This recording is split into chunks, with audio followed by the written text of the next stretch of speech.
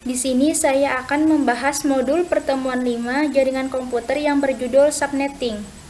A. Pengertian subnetting. Subnetting adalah teknik memecah suatu jaringan besar menjadi jaringan yang lebih kecil dengan cara mengorbankan bit host ID pada subnet mask untuk dijadikan network ID baru. Tujuan subnetting untuk mengefisiensikan pengalamatan, membagi satu kelas network atas sejumlah subnetwork, menempatkan suatu host apakah berada dalam satu jaringan atau tidak, untuk mengatasi masalah perbedaan hardware dengan topologi fisik jaringan, untuk mengefisienkan alokasi IP address dalam sebuah jaringan, mengatasi masalah perbedaan hardware dan media fisik yang digunakan dalam suatu network, meningkatkan security dan mengurangi terjadinya kongesti akibat terlalu banyaknya host dalam suatu network.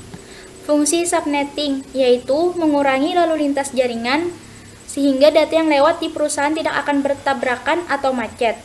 Teroptimasinya untuk kerja jaringan, pengelolaan yang disederhanakan, membantu pengembangan jaringan ke arah jarak geografis yang menjauh. Proses subnetting. 1. Menentukan jumlah subnet yang dihasilkan oleh subnet mask.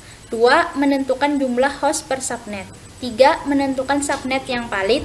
4. Menentukan alamat broadcast untuk tiap subnet. 5. Menentukan host-host yang valid untuk tiap subnet. Subnet mask. Subnet mask digunakan untuk membaca bagaimana kita membagi jalan dan gang atau membagi network dan hostnya.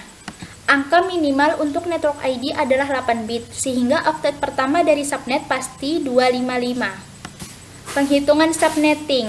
Pada hakikatnya, semua pertanyaan tentang subnetting akan berkisar di 4 masalah, yaitu jumlah subnet, jumlah host per subnet, blok subnet, dan alamat host broadcast.